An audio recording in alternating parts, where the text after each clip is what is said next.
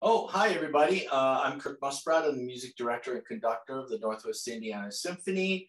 I am home in my little birth house that I was born in the Crow's Nest Pass. I have my grandfather lived across the alley. I keep all his stuff, his hoe, his shovel, his axe. I try to keep my toys out from when I was a little boy and my marbles and pictures of my father on this wall, my grandpa on that wall, my mom on that wall. So I try to remember my roots here in my lovely little coal mining village. So Kirk, this is where you spend your time when you're not in Northwest Indiana or Chicago. Yes, exactly. Yeah, it's really cold here today. It's 61 degrees in August, so I'm very happy. Well, let's jump into the 81st season.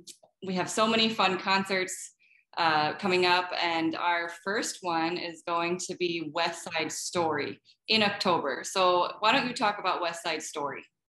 So West Side Story is the greatest and most complicated musical ever written. It's written in the 1950s, and it has nothing to do with the musicals that preceded it. It was Leonard Bernstein, genius, writing the most difficult. It's just bare, like B-E-A-R, bare, difficult for the orchestra. And it's, of course, our American Romeo and Juliet. So it has things like the rumble in it, like you don't hear in Rodgers and Hammerstein. It has Cool, which has jazz in it, but it has heartbreaking songs like Tonight, One Hand, One Heart, Maria, all those things. It changed musical theater. And I did this last year with the other orchestra that I conduct in Chicago. And the audience said that it was the best thing we ever did. It is such an exciting piece. 12 singers on the stage, costumes, sharks, jets, conflict, romance. It's going to be great. That's exciting. And I'm sure, it's a fan favorite for so many people. The dates of that concert are going to be October 13 and 14 at Living Hope. And we're doing an October 15th concert at Valparaiso High School. Yes. Which will be fun. Yeah. So that's great. And you can get your tickets now for that show. Actually, any of the shows you can get your tickets now for. So let's jump to the next concert. Another big favorite always and every year is the Holidays Pops. Let's hear about that concert and what the audiences can expect. Yeah, so it's on December 7th, 8th, and 9th. So there's 3 nights you can come. The chorus, our wonderful chorus, is going to be back with us, thank goodness, after COVID and all that stuff. So there'll be all kinds of music. I mean, there's Hark the Herald, O Holy Night, The Lord's Prayer. There's Hanukkah music. There's music from Nutcracker. There's a Caribbean praise song. There's an African praise song. There's a jazz jingle bells. So I try to make it a concert that's about everybody in our community. It is called the Holiday Pops concert. So it should be hopefully full of sacred feeling, praise, joy, and really a community concert.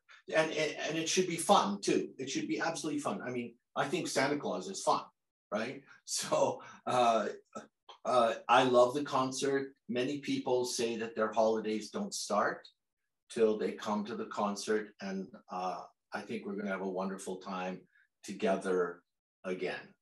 Yes, I think, the Holidays Pops is for a lot of people a tradition they do with their families and come out. And if you haven't seen it, it's just wonderful. And it's a great show. And it's a great show to start the season off, and perfect time for that. So that'll be great. And sometimes there's an 8-year-old with mom and dad, and sometimes there's an 88-year-old person with their daughter and son and the grandkids, and they all have a wonderful time. It's really a community event and a feeling of family in our community. In May, we jump to the Mariachi Acero de Las Vegas concert.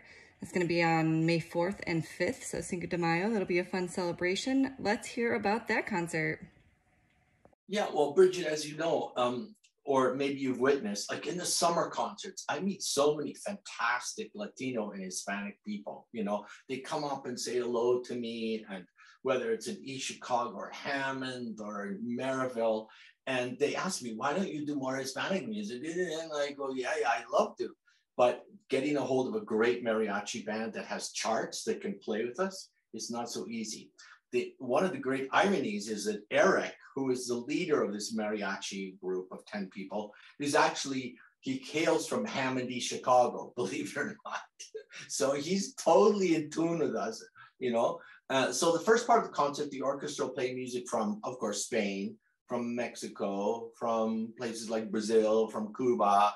But then on the second half of the concert, the orchestra will be joined by the mariachi guys and ladies. So I'm really looking forward to finally making this concert happen in our community. So that's something I'm looking forward to. And then in June, we're bringing back the movie Magic, which I got to go to this year. And that one, it was the first concert I had been to in a while. And it was fantastic. I can't wait to, it was just wonderful. It was such a fun concert to see. The scores you had picked out were great. So I can't wait for this year's. Let's hear about what you're planning for the June movie Magic concert.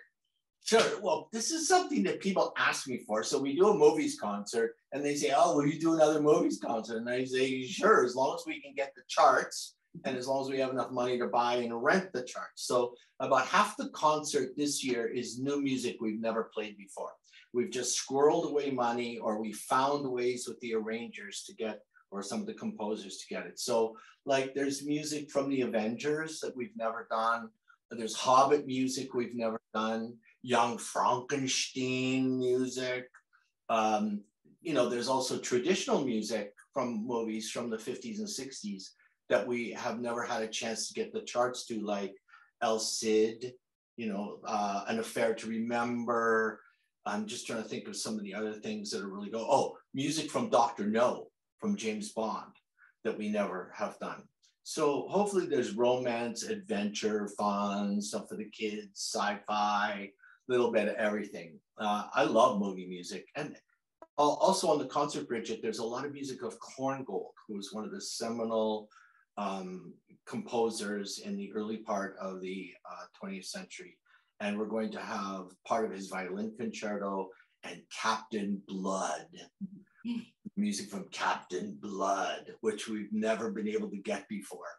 So I'm very much looking forward to this concert.